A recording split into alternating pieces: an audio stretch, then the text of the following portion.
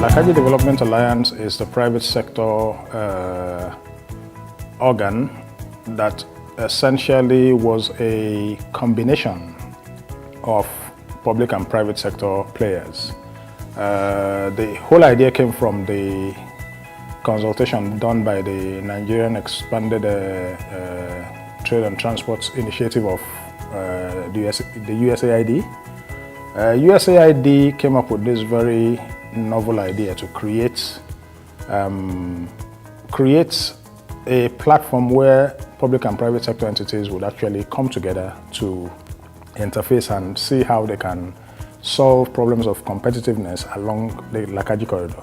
What we've come to realize is the western third of Nigeria is actually the most productive in terms of the addition to GDP. You find somewhere close to 63–64% of the nation's GDP is derived from that corridor. So what we believe is if the corridor works well, Nigeria will work well, and by extension the entire sub-region will work well. If you look at the transport corridors running right across Africa, two significant ones in West Africa run from Dakar in Senegal along the Sahelian route, covering most of the country capitals, linking Kano to N'Djamena and all the way to Djibouti, Horn of Africa. The second corridor runs along the coast from Dakar through Abidjan to Lagos and then all the way down to Mombasa.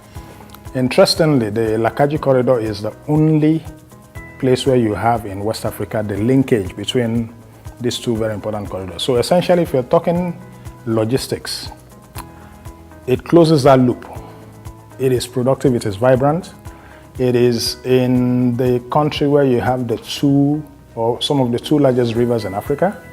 It is a very fertile area for agriculture. You have a lot of minerals. You have an existing railway line system. Yes, antiquated, but certainly being worked on and certainly being revived. And interestingly, certainly being put to use now because even a former member of ours, Connect Rail Services specifically, has been involved in rail logistics. So what we're essentially saying is competitiveness is the whole essence of the LAKAJI Corridor initiative.